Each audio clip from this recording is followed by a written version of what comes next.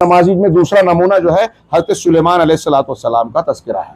आयत नंबर 30 से आयत नंबर 35 तक सैयदना हज़रत सुलेमान अलैहिस्सलाम का जिक्र है।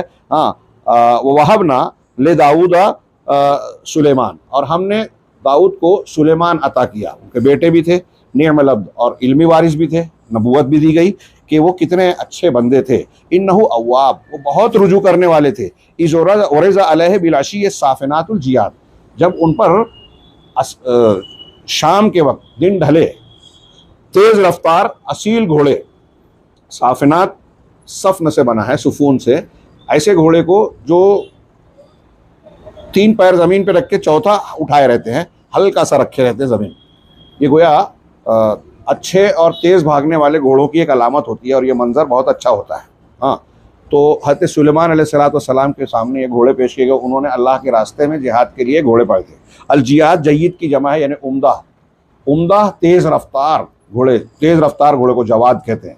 हाँ, तो उम्दा और तेज़ रफ्तार असील घोड़े जब उन पर पेश किए गए, हाँ, फ़क़ाल, तो उन्होंने कहा इन्नी अहबब्तु हुब्बल खैर अन ज़िक्र रब्बी, कि मैंने इन घोड़ों की मोहब्बत को अपने रब की जिक्र की मोहब्बत पर तरजीह दे दी। हत्ता तवारत बिल हिजाब, यहाँ तक के सूरज जो है गुरूब हो गया।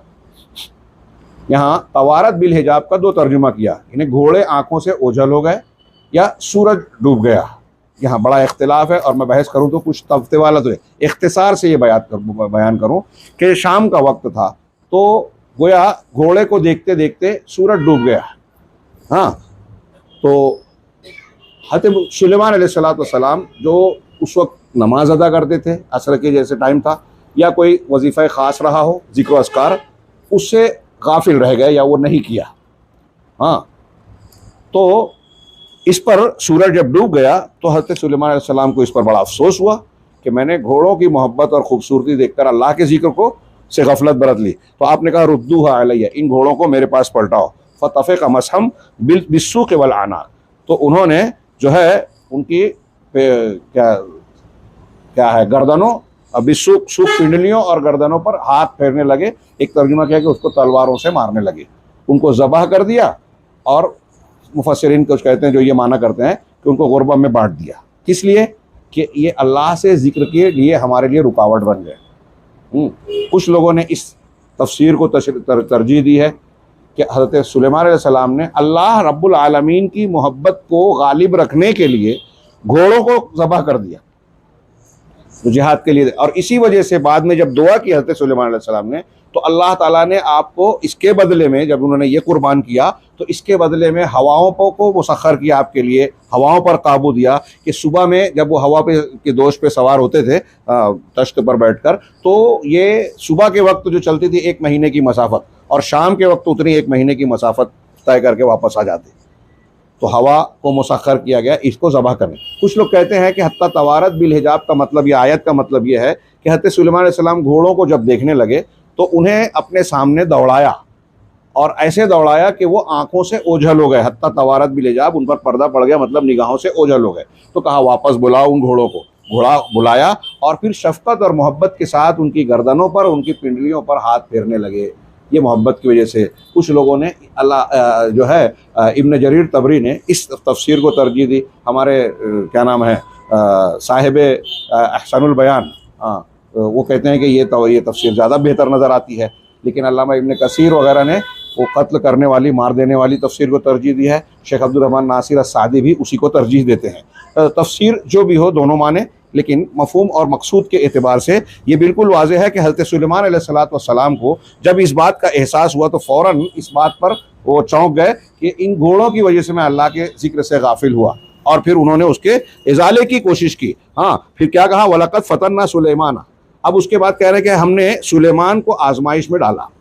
इसकी वजह से थोड़ा 5-7 मिनट बढ़ेगा, ये एक चीज़ बयान कर रहा हूँ, लेकिन बार बार शायद ये मजमून ना है, इसलिए यहाँ इख्तिसार के साथ बयान करो। हमने सुलेमान अलैहिस्सलाम को आजमाइश में डाला। व अलक़ैना अला कुर्सी यही जसदन सुम्मा अनाब, और हमने उनकी कुर्सी पर एक जिस्म को डाल दिया।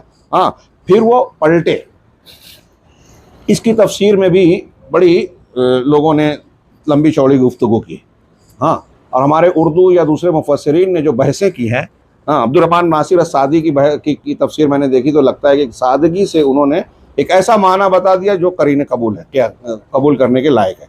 इस ज़िम्न में जो बयान किया एक हदीस में, जो हज़रत सुलेमान अलैहिस्सलाम का वाक़या सही बुखारी वगैरह में है, बुखारी और मुस्लिम में, वो इसकी तफसीर में मुहद्दिसीन ने नकल नहीं किया, लेकिन कुछ हमारे उलमा और मुफस्सिरीन उस हदीस को इस आयत की तफसीर में जोड़ते हैं कि सुलेमान को आजमाया तो उनकी कुर्सी पर हमने एक जसद, एक जिस्म डाल दिया। क्या मतलब है?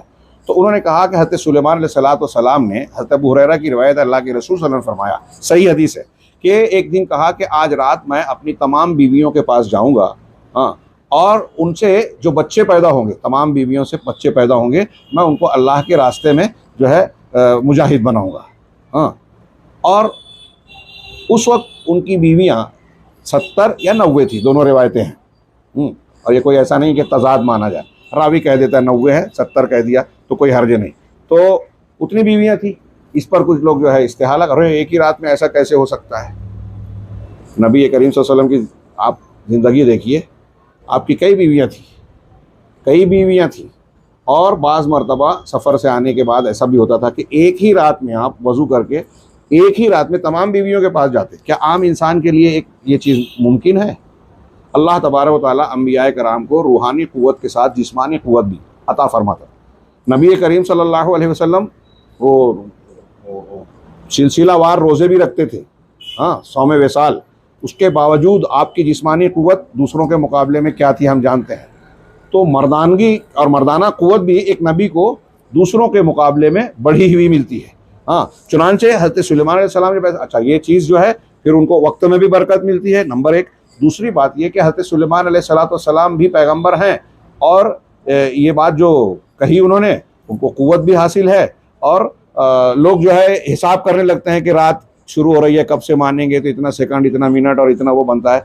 तो वहाँ एक बात ये कि इन चीज़ों को गौर करने से पहले देखिए, हज़रत सुलेमान अलैहिस्सलाम जब नबी हैं तो अल्लाह तबारक व तआला की जानिब से अंबिया को मोजज़ात भी मिलते हैं। गोया ये अंबिया की खुसूसियात का हिस्सा है, हाँ। यहाँ अकल को घोड़े दौड़ा कर कुरान और हदीस के बयान को तोड़ना मरोड़ना और उसको रद्द करना, ये कतई तौर से दुरुस्त नहीं है। एक मोमिन बंदे की ये शान नहीं हो सकती, जैसा अक्ल पसंद लोग करते हैं। तो कहा, ये वो रिवायत में यह है कि उन्होंने कहा मैं अपनी सारी बीवियों के पास जाऊँगा और सबसे हमबिस्तरी की, लेकिन सिर्फ एक बीवी को हमल ठहरा और उसने भी नाकिस बच्चा जना। तो कुछ लोगों ने कहा कि वो जो नाकिस बच्चा पैदा हुआ वही ला के हज़रत सुलेमान की कुर्सी पर डाल दिया गया, हाँ। तफसीर में मुहद्दिसीन ने बयान नहीं किया, और ये बात आम तौर से कुछ लोग बयान करते हैं, हाँ। यहाँ तक कि शेख सलाह ने भी यहाँ तक कह दिया कि कोई दूसरी तौजी या मुस्तनद रिवायत और ये चीज़ें नहीं मिलती, लेकिन इसको मानना कोई बैद भी नज़र नहीं आता। शेख अब्दुर्रहमान बिन नासिर अस्सादी ने सियाक़ो सबाक़ के एतबार से जो तशरीह की, वो बिल्कुल सादी, आसान सी और बिल्कुल आसानी से समझ में आ जाने वाली लगती है। वो ये कि कहा कि हमने सुलेमान अलैहिस्सलाम को फितने में डाला। तो फितने में जब डाला, हज़रत सुलेमान अलैहिस्सलाम को एक अजीब व गरीब हुकूमत दी गई थी, हाँ। ऐसी हुकूमत और ऐसी सल्तनत जो आपके अलावा किसी पैगंबर और किसी नबी को, किसी बादशाह को नहीं मिली, हाँ। तो अब फितने के इस पीरियड में हज़रत सुलेमान अलैहिस्सलाम से ये चीज़ें वापस ले ली अल्लाह ने।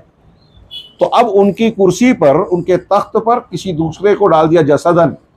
तो हज़रत शेख सादी ने इसकी तशरीह की कि एक किसी शैतान को अल्लाह ने दे दिया वो इख्तियारात लेके वो अपनी मनमानी के ज़रिए हुकूमत करने लगा। सुम्मा अनाब, फिर सुलेमान पलटे, उन्होंने तौबा इस्तिग़फ़ार किया और उनको क़ुव्वत और इख्तियार मिल गया, और उसको हटाकर फिर से हज़रत सुलेमान अलैहिस्सलाम वापस पलटे और फिर आगे कहा, क़ाल रब्बि इग़फ़िरली वहबली मुल्कन, दुआ की कि परवरदिगार मुझे माफ़ कर दे, मुझसे जो ख़ता गलती हुई है। देखिए, रुजू सूर्य के सुबह के हक़ की तरफ रुजू करना इसका महवर है, इस मरकज़ी उन्वान है इसका, इस सूर्य का, कि परवरदिगार मुझको माफ़ कर दे, वहबली मुल्कन, और मुझे एक ऐसी सल्तनत और हुकूमत दे, ला यंबग़ी लिअहदिन बादी, जो मेरे बाद किसी के लिए मुनासिब ना हो। यहाँ ज़िम्नन मैं एक जुमला कह दूँ, शेख उस्मान बिन खमीस ने जिक्र किया, जो हमारे जैताना के दर्स में इंशाअल्लाह आएगी तफसील से, कि हज़रत सुलेमान अलैहिस्सलाम ने हुकूमत कैसे मानी जब आप पैगम्बर हैं।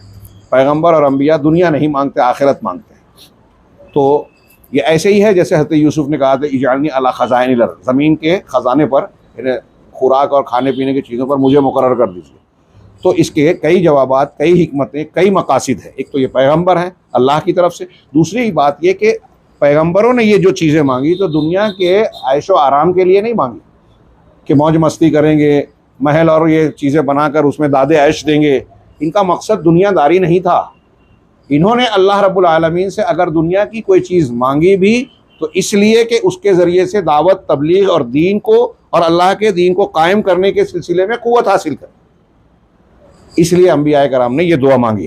तो इन्नका अंतल वहाब, हज़रत सुलेमान ने कहा मुझे ऐसी सल्तनत जो मेरे बाद किसी के लिए ज़ेबा लायक ना हो, यकीनन तू बहुत अता करने वाला, बख्शने वाला है, फैयाज़ है। हाँ, आगे फिर अगर इसकी तायद भी होती है। अल्लाह के रसूल सल्लल्लाहु अलैहि वसल्लम की एक सही रिवायत है बुखारी वगैरह में कि हज़रत अल्लाह के रसूल ने कहा कि रात में एक जीनों में से एक सर्कस जीन मुझ पर हमला करना चाहता था।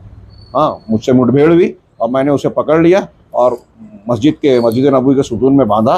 तो अल्लाह की कसम, अगर मुझे अपने भाई सुलेमान की इस दुआ का ख्याल नहीं होता कि परवरदिगार मुझे ऐसी सल्तनत दे जो मेरे बाद किसी के लायक ना हो, तो अगर इस दुआ का ख्याल ना होता तो मैं उसको इस सुतून से बांधे रखता, यहाँ तक कि मदीना के बच्चे उसके साथ खेलते। इस हदीस से गोया इसकी तायीद होती है। क्यों? आगे फसख्खरना लहु रिह तजरी बिअम्रिही, तो हमने हज़रत सुलेमान के लिए हवा को मुसख्खर कर दिया, उनके काबू और बस में दे दिया, जो उसके हुक्म से चलती नरमी के साथ, हैस व साब, जहाँ वो चाहते। हाँ, वह शयातीन, और इसी तरह शयातीन को भी उनके काबू में दे दिया। हाँ, वो चारों नाचार हज़रत सुलेमान अलैहिस्सलाम को मानने पर मजबूर थे, काफिर व मोमिन हो। हाँ, कुल्ल बन्ना इन गव्वास, उसमें हर तामीर करने वाले और गोता लगाने वाले। हाँ, कुछ लोग पूछते हैं कि बहुत सारी चीज़ें कैसे, क्या पुराने ज़मानों में आसमान की ख़बरें और ऐसी क़ुव्वत वाली चीज़ें जो इंसानी बस की नज़र नहीं आती। कहते हैं फ़लस्तीन में बैतुल मक़दिस वगैरह के अंदर जो तहखाने हैं, उसके नीचे इमारतों में जो सुतून लगे हैं, आज भी लोग देखते हैं तो ये तसव्वुर नहीं करते कि हज़रत सुलेमान अलैहिस्सलाम के ज़माने में इतनी भरपूर ये चट्टानों को सुतून के तौर पर इस्तेमाल किया गया। उस वक्त किसी इंसान के बस की बात ये थी ही नहीं। तो उसकी तौजीह कुरान की रोशनी में यही समझ में आती है कि इन कामों को हज़रत सुलेमान अलैहिस्सलाम ने जीनों से लिया। हाँ, वह आखरीन मुक़र्ररीन फ़िल अस्फ़ाद, और कुछ ऐसे जीन भी थे जो बेड़ियों में जकड़े हुए थे, सरकशी पर आमादा थे, तो हज़रत सुलेमान अलैहिस्सलाम ने उनको बेड़ियों में जकड़ दिया। हाज़ा अता होना, ये हमारी नवाजिश थी, फ़मनुन, लिहाजा तुम जो है एहसान मानो, और अमसिक बग़ैर हिसाब।